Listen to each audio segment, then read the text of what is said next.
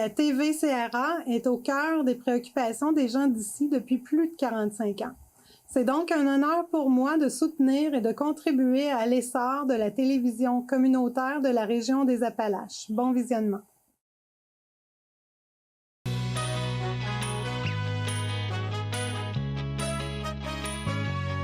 Madame, Monsieur, bienvenue à votre émission habituelle d'information Appalaches en quelques mots.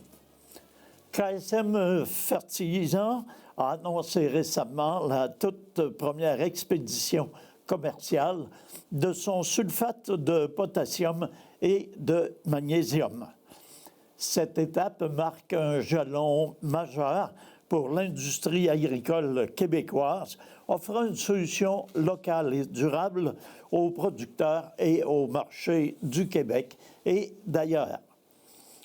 Chef de file dans la production de fertilisants écologiques, KSM exploite des installations à la fine pointe de la technologie grâce à l'optimisation complète d'une usine entièrement modernisée située à Tring-Jonction, au Québec.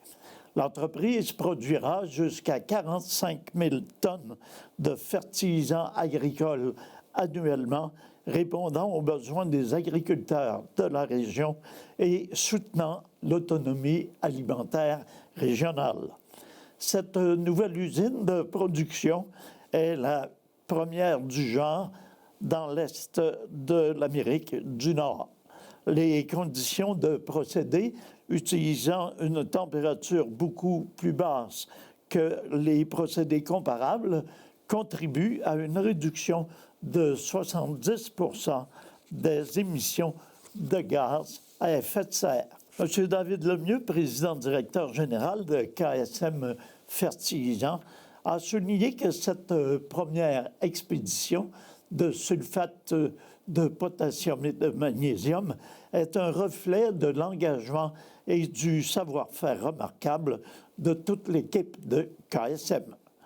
M. Lemieux a poursuivi en mentionnant qu'il s'agit d'une étape marquante et symbolique que nous partageons fièrement avec nos partenaires, nos collaborateurs et l'ensemble de la région. Notre production de fertilisants locaux, a-t-il mentionné, une première dans l'Est de l'Amérique du Nord, nous permet de répondre concrètement à un besoin d'autonomie alimentaire pour le Québec. Nous sommes fiers d'être un nouveau maillon de la chaîne alimentaire québécoise et de contribuer à notre enrichissement collectif. M. Lemieux a poursuivi en mentionnant que, plus encore, l'arrivée imminente du chemin de fer Québec central ouvre de nouvelles perspectives prometteuses. Grâce à ce réseau ferroviaire, nous pourrons envisager l'exportation de nos produits bien au-delà de nos frontières nord-américaines, renforçant ainsi notre rayonnement et notre position sur les marchés internationaux. Le caucus de la région Chaudière-Appalaches a annoncé la semaine dernière le changement de sa présidence et s'est dit heureux d'accueillir Mme Isabelle Lecourt en tant que nouvelle présidente. Cette dernière succède à M. Luc Provençal, qui a dirigé le caucus pendant 7 années avec un engagement qualifié d'exemplaire.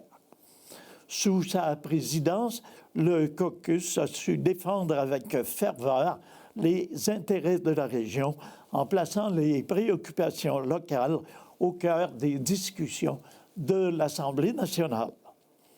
Le caucus tient donc à remercier chaleureusement M. Provençal pour son leadership, sa vision et son dévouement à la cause régionale. Son travail a permis de renforcer les liens entre les acteurs locaux et les institutions provinciales. Dans son nouveau rôle, Mme Isabelle Lecourt s'est engagée à poursuivre cette mission en mettant l'accent sur la représentation et la promotion des enjeux spécifiques à la région Chaudière-Appalaches. la principale porte d'entrée pour tous les citoyens, les élus et les partenaires qui effectuent des représentants auprès du caucus dans les dossiers régionaux demeure cependant Mme Isabelle Lavallée, conseillère politique régionale. Enfin, le caucus de Chaudière-Appalaches reste bien positionné pour aborder les défis à venir et pour continuer à représenter fièrement les intérêts de la région. Quant au président sortant, M. Luc Provençal, député de Beauce-Nord, il a mentionné que ces 7 années à la présidence du caucus ont été marquées par des défis, des réussites et un engagement constant envers notre région.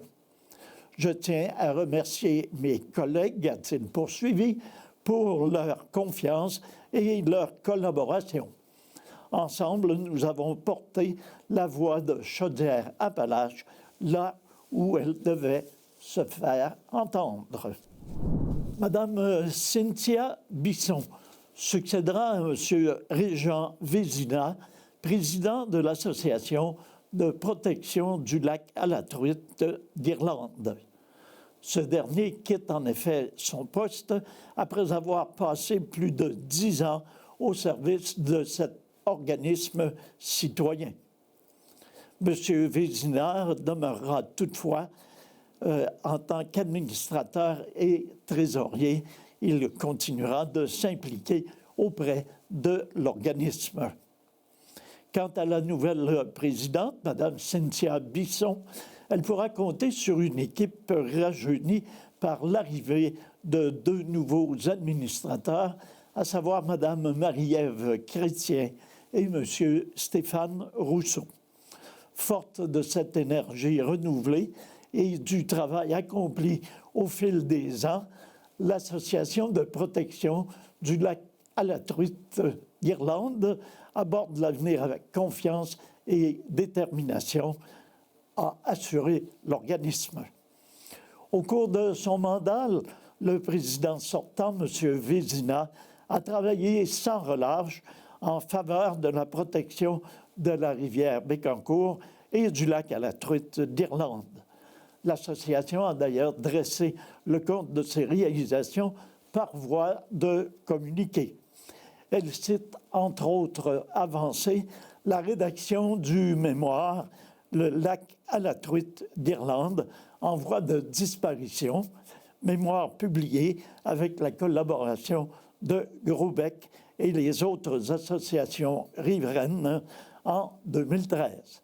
Elle cite également l'analyse hydrosémentologique réalisée par la municipalité d'Irlande dans le but de restaurer le barrage de l'étang Stator à la suite d'une pétition riveraine.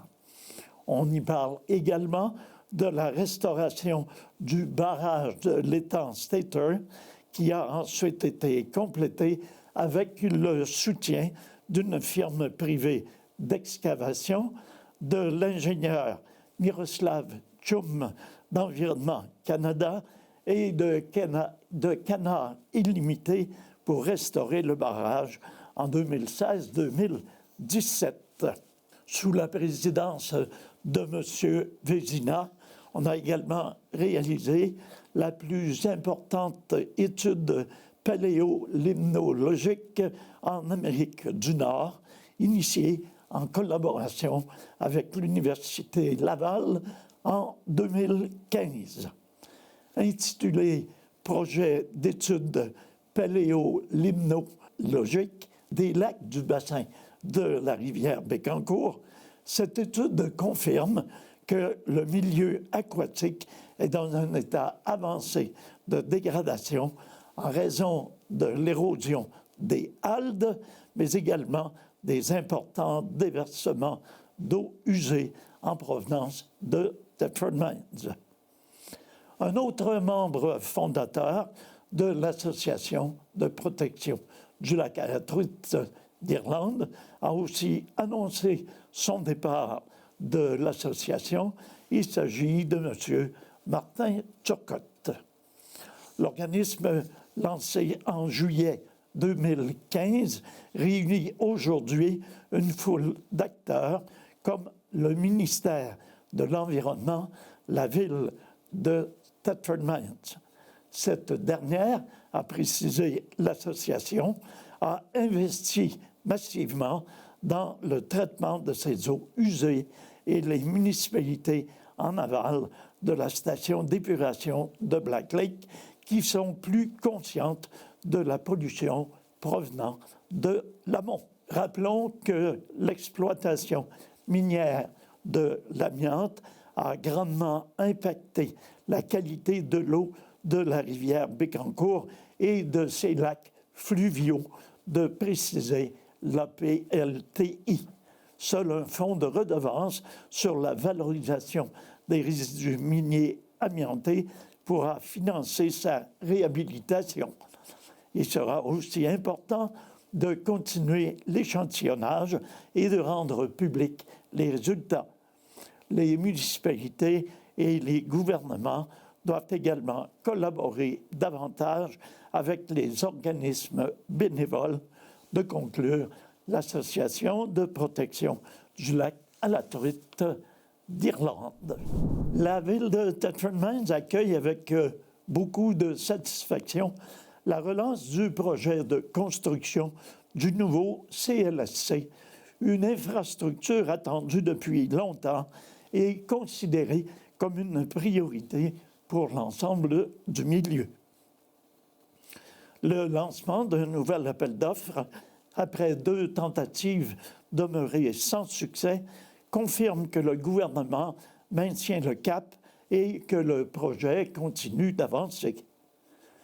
Dès le début du projet, la Ville avait identifié un territoire précis pour accueillir le nouveau CLSC, un secteur qui s'inscrit pleinement dans la vision d'aménagement et de développement du centre-ville.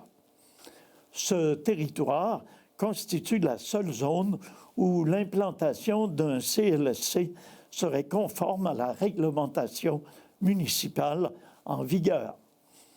Cette zone n'a jamais été élargie ni remise en question par le conseil municipal et aucune modification de zonage n'est envisagée.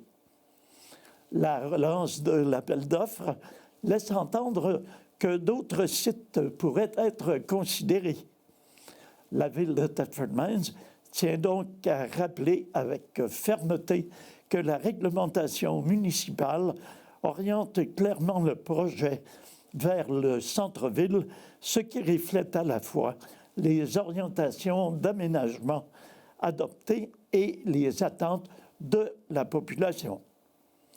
Cette position a été affirmée à de nombreuses reprises aux autorités du Centre intégré de services sociaux et de santé, ainsi qu'à la députée de Lotbinière-Frontenac. C'est pourquoi nous nous expliquons mal que le périmètre ait été élargi dans l'appel d'offres de commenter le maire, M. Marc-Alexandre Brousseau. L'implantation du CLSC au centre-ville représente un choix hautement stratégique tant pour l'accessibilité des services que pour la vitalité du secteur.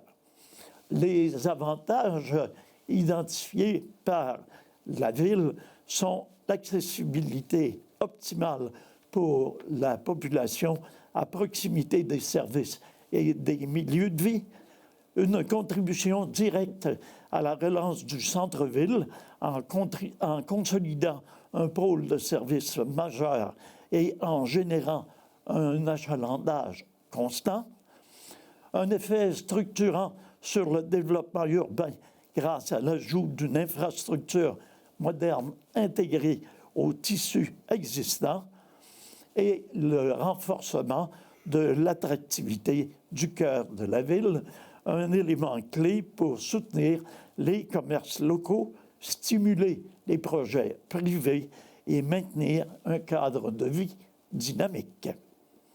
Depuis plusieurs années, le projet de CLSC fait l'objet de nombreuses discussions au sein de la communauté qui, à maintes reprises, a clairement exprimé sa volonté que l'édifice demeure au centre-ville de Thetford. La ville partage entièrement cette vision et espère que la relance actuelle permettra enfin d'aller de l'avant dans le respect des orientations d'aménagement adoptées et des besoins de toute la population. Poursuivons avec un message de la Sûreté du Québec. Au cours des derniers jours, plusieurs citoyens ont signalé à la Sûreté du Québec avoir reçu un message texte les informant qu'ils auraient commis une infraction routière. Le message les invite ensuite à cliquer sur un lien afin de régulariser leur situation. La Sûreté du Québec tient à aviser la population qu'il s'agit là d'une fraude. Il est important de rappeler que ce n'est pas de cette façon que procèdent les autorités policières pour informer un citoyen de l'émission d'un constat d'infraction ou pour demander un paiement. Les citoyens sont donc invités par la Sûreté du Québec à ne pas cliquer sur le lien, à supprimer le message et à demeurer vigilants. La région de Thetford Mines, par le biais du maire de Thetford, M. Marc-Alexandre Brousseau, du président de la Chambre de commerce et d'industrie de Thetford Mines, Maître Jean-Sébastien Côté, de la présidente Chantal Gauvin du pôle économique vert de Chaudière-Appalaches et du nouveau préfet de la MRC des Appalaches, M. Jean-François Roy, lance un cri du cœur au ministre de l'Environnement, de la lutte contre les changements climatiques, de la faune et des parcs et ministre responsable de la région Chaudière-Appalaches, M. Bernard Drainville, afin d'obtenir des engagements concrets concernant la réalisation du tronçon 4 pour la mise en service du train à Thetford Mines. De plus, aucun retour n'a été obtenu de la part du gouvernement du Québec concernant la poursuite des travaux des mesures 4 et 7 du plan d'action gouvernemental 2022-2025 visant à transformer un passif minier en actif durable. Malgré l'annonce, le 2 avril dernier, lancent les intervenants par la députée de Lotbinière-Frontenac, Mme Isabelle Lecourt, de la prolongation de ces mesures, accompagnée d'un investissement de 6 800 000 $. Aucune somme n'a encore été allouée à ce jour. Selon l'annonce effectuée au printemps, 3 500 000 $ devaient être destinés à l'acquisition de connaissances sur l'impact environnemental des résidus miniers amiantés, alors que 3 300 000 $ devaient permettre la poursuite du projet pilote de restauration d'un ancien site minier et soutenir les travaux de la table de concertation sur l'amiante. Or, depuis le report de la table de concertation annoncé le 18 septembre dernier, et ce à 48 heures de préavis, la MRC des Appalaches n'a reçu aucune information officielle concernant la relance de ces rencontres primordiales pour la région. La région de Thetford Mines demande donc au gouvernement du Québec de confirmer la date de report de la table de concertation, de réitérer que les sommes allouées pour les mesures 4 et 7 seront octroyées, d'annoncer à quel moment les appels d'offres pour finaliser les travaux du tronçon 4 seront publiés et de fournir un canal de communication clair avec les instances régionales. M. Marc-Alexandre Brousseau, maire de la ville de Thetford, souligne qu'après l'annonce de la fin de l'industrie de l'amiante, décrétée par les 2 paliers de gouvernement, la ville de Thetford Mines et toute la région se sont mises en action pour entreprendre un virage majeur. Le plan d'action sur l'amiante et le retour du train sont 2 piliers de cette stratégie essentielle pour notre économie. Il est temps que ça bouge, de conclure M. Brousseau. Quant au président de la Chambre de commerce, Maître Jean-Sébastien Côté, il mentionne que les entreprises de la région de Thetford ont besoin de certitudes et de conditions favorables pour investir et croître. Le projet de mise en service du train et la concrétisation des mesures gouvernementales représentent des leviers essentiels pour assurer la compétitivité de nos industries, attirer de nouveaux investisseurs et consolider des centaines d'emplois. Quant à Mme Chantal Gauvin, du pôle économique vert de Chaudière-Appalaches, elle réitère la nécessité d'engagements gouvernementaux clairs afin de sécuriser les investissements prévus et d'offrir aux entreprises la prévisibilité dont elles ont besoin. Et finalement, le nouveau préfet de la MRC des Appalaches, M. Jean-François Roy, a mentionné que c'est toute notre région qui est dans l'incompréhension. Il est impératif que notre gouvernement clarifie rapidement où en sont ses engagements. Nous avons besoin de réponses et surtout d'actions concrètes. Ce sont plus de 4 milliards de dollars en investissement et 400 nouveaux emplois qui sont en péril sur notre territoire. Enfin, terminons avec une nouvelle brève concernant votre calendrier de collecte des matières résiduelles. À compter de cette semaine, les citoyens pourront se procurer l'édition 2026 du calendrier des collectes. Comme à l'habitude, 2 versions seront disponibles, soit en ligne, soit sur le site Internet de la Ville et en format papier dans les différents points de distribution. En raison de l'interruption des services chez Poste Canada, la distribution du calendrier à domicile ne semble pas envisageable. Il sera cependant possible de récupérer le document dans les présentoirs installés chez certains commerçants, à savoir le IGA Saint-Pierre et Fils, Maxi, Super C, Métro Black Lake, Walmart et les halles de l'alimentation, ainsi que dans les bâtiments municipaux tels que les bibliothèques publiques, l'hôtel de ville et la maison de la culture. Comme par le passé, la version électronique demeure une option facile et accessible en tout temps. Elle est disponible à l'adresse ville-thetford.ca sous l'onglet Environnement, collecte des matières résiduelles. Rappelons que le site représente aussi une foule d'informations relatives à la gestion des matières résiduelles, notamment les bonnes pratiques pour effectuer le tri, des astuces pour composter facilement, ainsi que des consignes en lien avec la collecte des gros déchets.